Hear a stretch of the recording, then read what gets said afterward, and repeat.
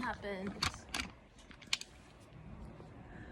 Okay, so hello, and if you are there, let us know.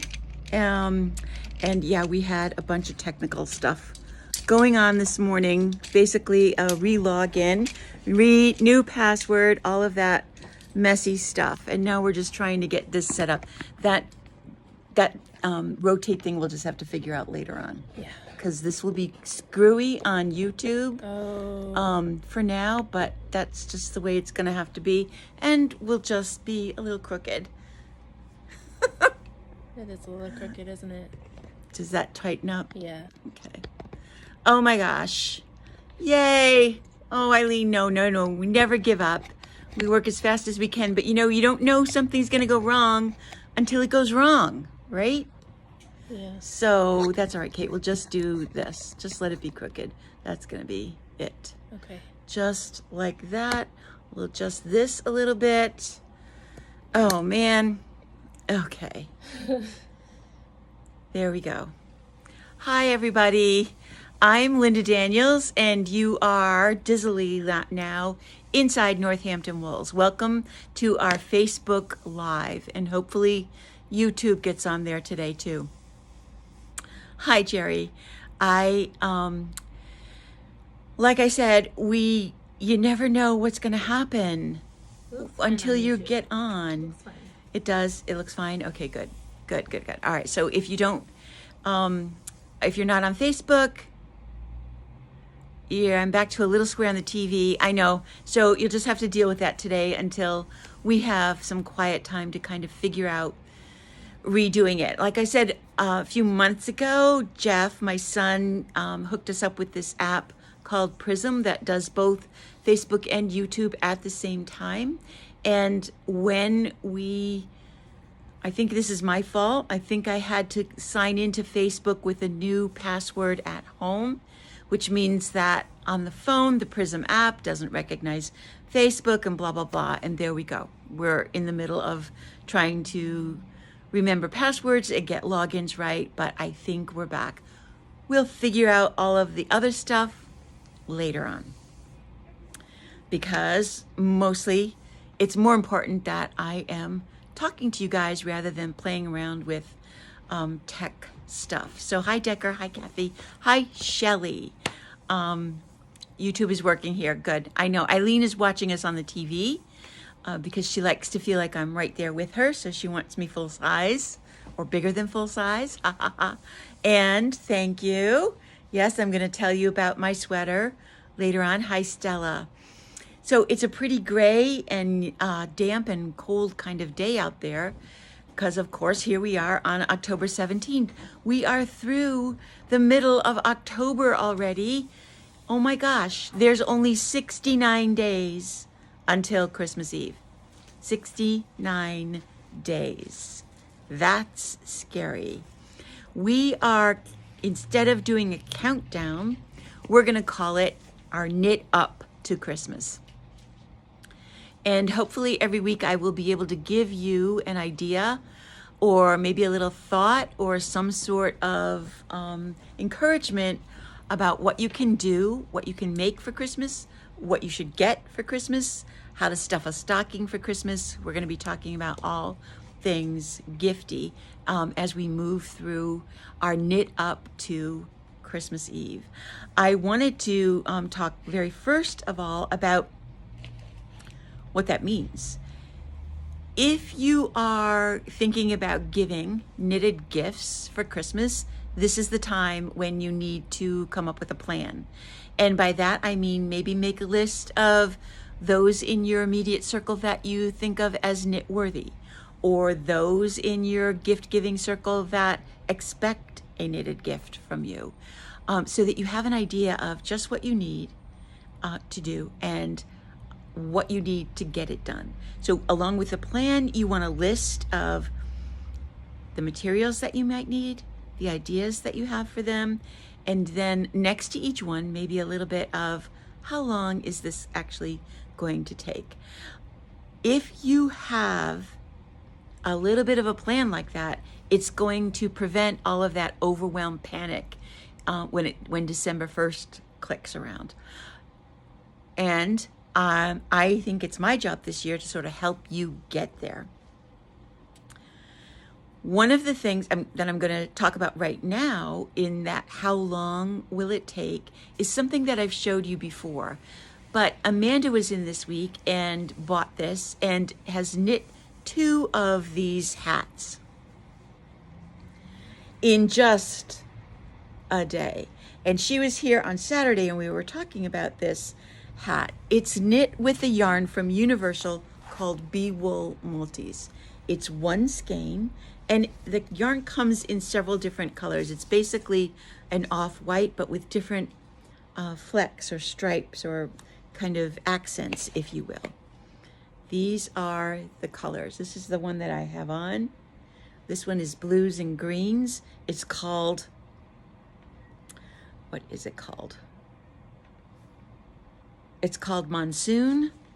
This one is called Rusted because it has those rust colors in it. There's one really pale one that is called Optimist. That's what we're going to try and be now, is optimistic. Isn't that pretty? Okay, 1 skein of this makes a hat, and Amanda knit it in about an hour and a half, she said. But this one is called Desert. Has those very southwestern dry kind of colors. But when Amanda told me how fast it was that she knit it, I was like, we need to call it something else. And so I came up with an idea to rank all of the knitted things that I showed you. And we're going to call them or rank them according to how long they will take by the length of a Hallmark holiday movie.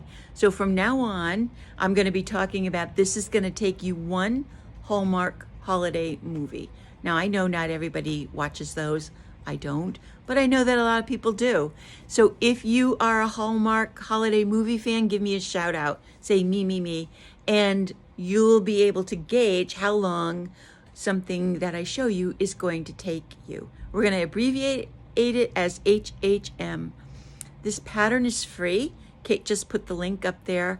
You can go right to the Universal Yarn website and under yarns, find the Bee Sweet wool and download or print the pattern yourself. We've got copies of the pattern here if you do come in to make it. So what's the big deal about the yarn? First of all, it is a super bulky.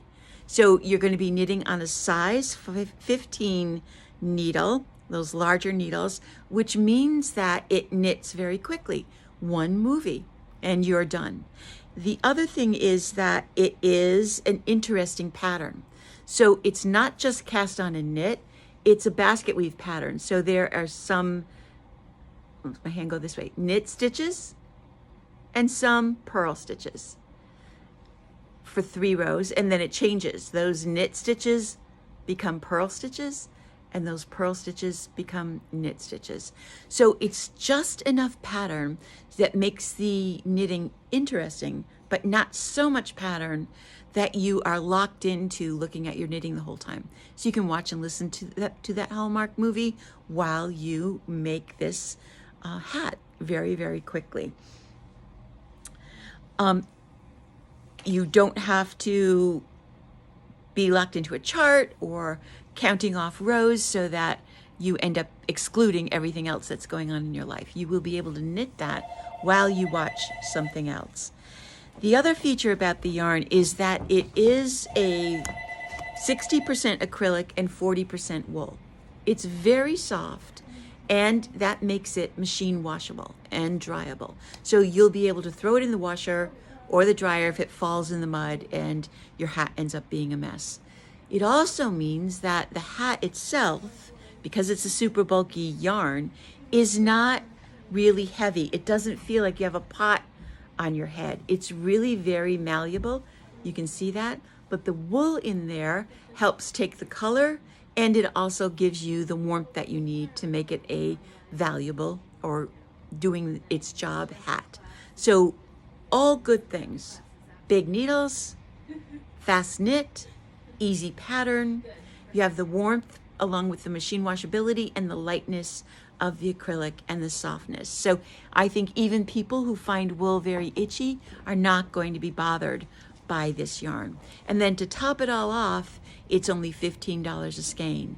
But we don't have a lot of them. We've got every color right now in stock, and we've got about 4 or 5 skeins of each color.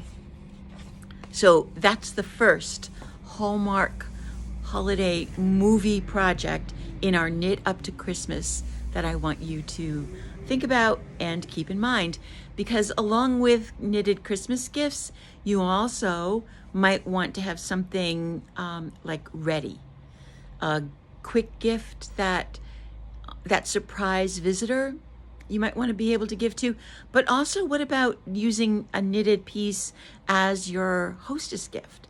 If you're going to somebody's house for the holidays, even for Thanksgiving. I made this note down because we had our pumpkin class last week.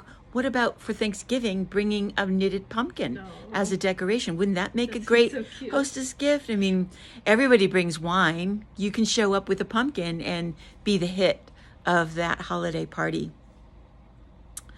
So it's only $15 a skein. Get in here fast. It is on the website. The yarn is on the website already, right, Kate? Yeah, Bess is asking if it is. I'm pretty sure that it is there, all ready to go. So we got some new things in that I'm going to show you, and then we also got in new models that I want you to see as well. So first of all, the sweater that I'm wearing is called Talvinin. Is that how you say that? Talvinin. It is a Caitlin Hunter pattern. This is what the picture looks like on Ravelry. It's done in a fingering weight yarn, and I started this 2 years ago.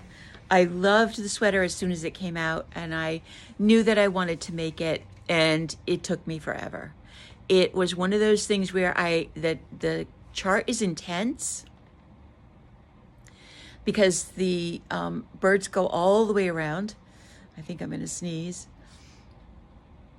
Nope, I'm not. And like I said, it was done in fingering weight, so it's on a small needle, and the color work is charted, so you really need to keep track. Plus, it's a yoke sweater, so you're constantly running into increases as well. Not that any of that was hard, it was just slow. Once I got past the birds, then it was just miles of stocking net stitch on small needles in just brown, which, you know, in my life, I don't have that kind of sit and knit time. But I got to the point where I was just like, this is crazy. I need to finish this and be able to wear it. So I am really, really happy with how it looks and how it came out. A little bit of color work on the sleeves, a little bit of color work on the, I gotta really back up, on the bottom. It just is a great, now comfortable sweater to wear. So I just thought I would tell you about that. I'm really looking forward to the new book from Lane Publishing, from Lane Magazine, that is all kind of in that Icelandic fashion with yoke patterns on the top. And as soon as that gets in, I'll talk to you about that. But the newest model that Eileen finished is this yellow one right behind me, and I'm going to make Kate put it on because this is a sweater that's done in Karaz, and I told you about this yarn a few weeks ago. This is a 50 wool, 50 alpaca from Louisa Harding, and these are the colors that it comes in. I just grabbed a basket with all of these great colors, and we had sent Eileen this yellow color to make this sweater, this design. This is reversible, isn't really the word, but it is a sweater that you can wear convertible. That's a good term. So Kate has it on like this with the lace around the neck and the collar. And can you turn around, Kate, so they can see the back? It's a very square, open back, so it doesn't fit like a regular sweater, but it's almost like a shawl and sweater combined. But then she's going to take it off and put it on upside down. and turn it around the other way.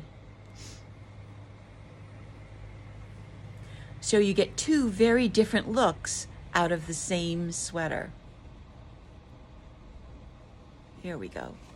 And just want to turn that collar over. And now you can hold it, pinch it close in the front. I would put a shawl pin or something. Now the lace is all around the bottom edge. And again, it's a loose fit. That lace shows up nicely on the back and it surrounds the waist. So either way, in either direction, that's a great, great fit. Now, the construction is really unusual. It's done in several different directions, which I won't go into a lot of detail right now with. But the pickup for the sleeves right here is small. And so if you are going to make it, I would caution you to either lengthen the inches that they tell you to do, or to go ahead and pick up more stitches. And Eileen is telling us that it is gorgeous yarn to work with. It is very, very soft, very drapey, but still with enough stitch definition so that all of the different patterns and direction show up beautifully. Oh, that's too light. So you have garter stitch, you have lace, you have a picot edge in the garter stitch band, and the back, you can't really see in this picture, but it does go, yeah, turn around. I love The lace around as the front. collar is Yeah, really, so really pretty. Really nice. It is very, very cool. So it's not for the beginner knitter. It is definitely an intermediate kind of project. You will be looking at the directions on the pattern and figuring out where you are and which way you're going. You can sort of see from the schematic that several things happen at the same time, and there is a little bit of chart to do that lace. So that's one of the new patterns, new models that we got in. The other model that we got finished is with a yarn that I'm calling the most unappreciated yarn in the store. We've had this yarn in for quite a while. It's called Midori's by Plymouth Yarn. Oh, I'm sorry, Bess. The pattern, I'm not sure this is on Ravelry, because we get these flyers with the yarn. It's called Beatrice. See it down there on the bottom? Beatrice. And the yarn is Karaz. It is on Ravelry. Kate's checking. It So is. it is on Ravelry. We also have copies here in the store. And I haven't even looked at it on Ravelry. So is it a paid pattern or is it free? Kate's going to check that. It's $6 on Ravelry. So the Midori's is a yarn that we have had in the store for a while, and I have talked about it before. And when you look at it, you see two very different colors. That's because this yarn is made up of, I have the percentages right here, 36% baby alpaca, 36% merino wool, and 28% silk. And it's the silk that's wrapped around the wool and alpaca that gives it its kind of rag-like quality. It's very soft to the touch, but I'm going to be perfectly honest with you and tell you my opinion of it is that it is not very pretty to look at in the skein. The sweater that I had Eileen knit is a Drops design from Garn Studio. Will you put that, oh, Kate's putting it on. And when this sweater came back into the store last week, I was completely blown away. Yeah, button it. It is amazingly beautiful, and that's why I think I'm calling it unappreciated, because this does not look like that. But I swear to you, I'm telling you the truth. It really is. I gave Eileen this yarn. This is what she knit. A basic little garter stitch sweater. You need to, yeah. Kate's not used to having boobs, so she... Well, no, the buttonholes are a little hard. There are no buttonholes. Oh. That's why. I didn't have her put buttonholes in, but I put buttons on the sweater. It's so very, very soft. And bring that in close so people can really see the fabric. When you are up close, all of this wrap, this really visible silk, just sort of blends in and really makes the color so very, very subtle. It doesn't really look anything like this. Do you guys agree with me? It looks You would different. not know Yeah. that this ends up like this. Well, this sweater is dynamite. Garter stitch, the change that you see from here to here is needle sizes. It's all Oh. knit.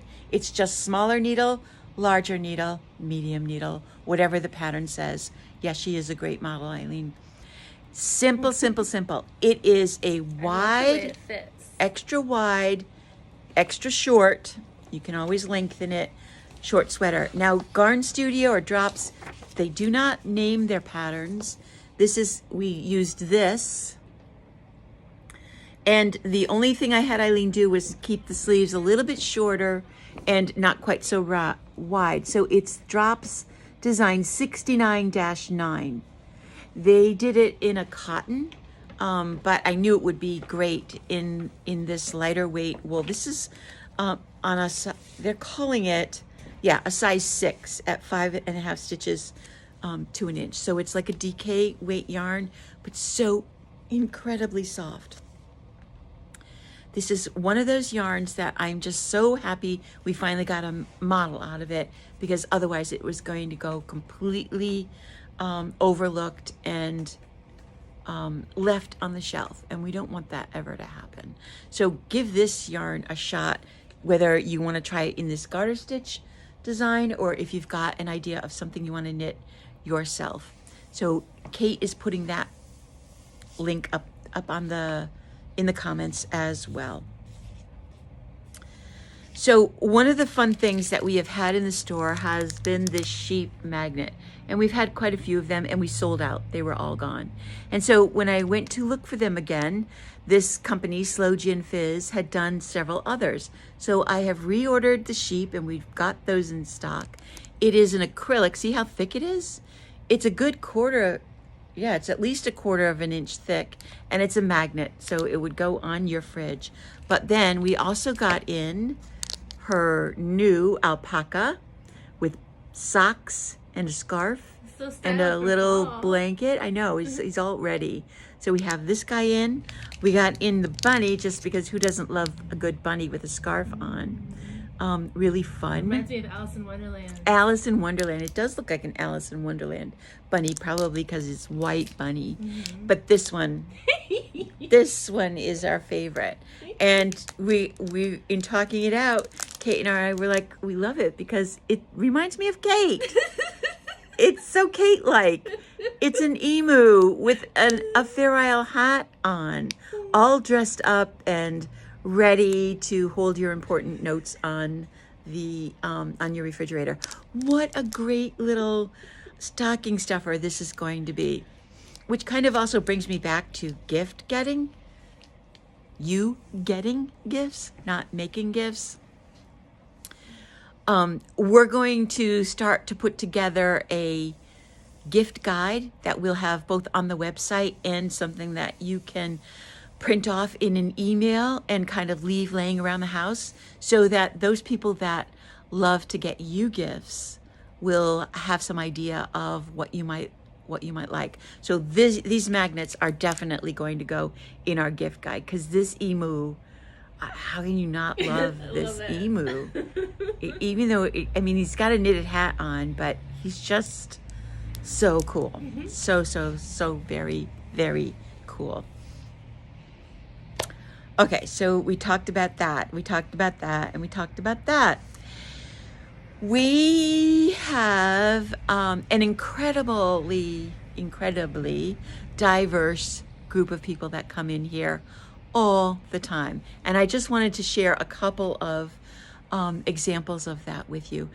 Kate was here on Monday, last Monday, the holiday, by herself, and she told me the story of 2 or 3, was it? 2 10-year-olds. Their moms were waiting outside, and they came into the store and just kind of wandered around, Kate said, oohing and eyeing at everything. Debated about whether or not they could go downstairs, and just kind of really absorbed what was in the store with their moms waiting outside. And as they left, as they walked out, The whispering. they were whispering, but Kate was able to hear them as they left, whispering to each other, "This is such a calm place." And when Kate told me that, I was really thrilled for a 10-year-old to be able to come in and absorb the feeling of the shop means that we are really doing our jobs right, because that's what I want everybody to feel. A sense of calm, a sense of acceptance, no matter where you are or who you are or what level you're at in your knitting, we want to help you keep knitting. One of my favorite people came in this weekend. His name is Alex. He teaches dance up at Smith College, I think temporarily, maybe for another year or so, but he is a fantastic knitter and comes in often. And he came in this weekend and said that he had just come back from a weekend in Amsterdam. He was over there to accompany his partner who was going to a conference. And of course, Amsterdam means Stephen West. And Alex knows Stephen West and visited Stephen West's shop there in Amsterdam and has started Stephen West's new shawl, which he brought and showed us. And it is amazing. If you have seen pictures of they're into Clue 2 already. The first Clue is just incredible. I don't know how this man can continue to come up with such innovative techniques in knitting. It's a basic striped version, but with these I cords that you then drop down and braid up, kind of like in a knit stitch. It's just incredible. So if you're on Instagram or Facebook or on Ravelry, make sure you look for the current Stephen West shawl knit along. It's a mystery knit along, but to take a look at some of those new pictures of the clues as they get done. It's just amazing. Even if you never knit it, you can at least appreciate his ability and people's determination to knit that. This past weekend was Rhinebeck. If any of you went, I hope you had a good time. I'd love to hear about your thoughts on it. We've looked at a lot of pictures that people put up of what was going on out there. It was crowded because it was a beautiful weekend, but I think everybody had a lot of fun, and I would love to hear what you have to say about it. Eileen and I are thinking about going next year, and I'll keep you posted on that as well. The other thing that happened was Saturday. I was teaching a mitten class downstairs, and into that room came two women, and I interrupted the class and I said, "Hey, are you guys twins?" And yes, they were in their 30s, but they were identical twins. They weren't dressed the same, but you could tell right away that they looked exactly the same. What was interesting about them is that they both one of them teaches crochet, and one of them teaches knitting at the library down in Bristol, Connecticut. And I thought that was really, really cool. So they were on the phone with another knitter or a friend of theirs, and came upstairs with armfuls of yarn to take back to the library where they teach there. We have collected the names of several places that are holding knitting like groups. If you know some more, wow. If you know other groups, please let us know, because we're trying to keep a current listing of places when people ask, so that we can offer them suggestions on where to go. Which brings me to the last person that we had visit. A young man came in, kind of dressed funny, differently. Maybe not funny, differently, dressed differently, and marched up to the desk and said hi. And I said hello back. And he said, I'm wondering if there are any, I'm a maker, he said, and I'm wondering if there are any makers groups around that I could, participate in and sit there. I braid whips. I was alone in the store and I was like, wait a minute, where is this going? This guy makes whips. And I just kind of gave him the list that I had, which was mostly senior centers. And his reaction was, yeah, but I don't want to go to a senior center. Do you have any idea of any other place? And I was like, well, no, but we're trying to keep track of that and find other places, so check back later on. But he makes these whips, he said, for circus performers. And I was pretty impressed and amazed, but also like, that's got to be a small market, because I don't know very many circus performers out there that are looking for whips. But I just wanted to share those stories with you because we really do see a whole bunch of different kinds of people. So Shelley said she was at the at Rhinebeck this weekend. It was crowded on Saturday, but much better on Sunday. But it looks like the vendors had a very profitable weekend, and that's good news, very good news. So that has happened. I think we have 2 weekends off, and then is it 2 or just 1? The New England Sheep and Wool Festival is the first weekend in November down at the Big E. So if you have Rhinebeck, you were missing it, you were sad you didn't go, FOMO, feeling of being left out, then you might want to think about taking a trip down there. I think it's both Saturday and Sunday. The first weekend in November, a lot of the same vendors will be down there that were at Rhinebeck, and that's always a good time to see a lot of the small hand dyers, as well as get an idea of what projects and what kinds of things people are knitting. And I think that is everything on my list for today. We continue to be open Wednesday through Saturday, and we are pretty much, there's only really 1 or 2 orders in. I'll be talking about some of the other new stuff that we got in next week. Next week is Halloween. We will be here. I have 4 huge bags of candy. No, actually I have 3 because Kate and I ate one. She made the mistake of opening it, which means I could not control myself. Who doesn't want candy for lunch? But we will have plenty of candy for all of the trick-or-treaters. Northampton does trick-or-treating downtown, and we get tons of people with amazing costumes on them. So we will be here next Monday afternoon handing that candy out so that I don't have to eat it. So that's my story for this week. I am sorry we were late. I hope you catch us, whether you're here right now or later on.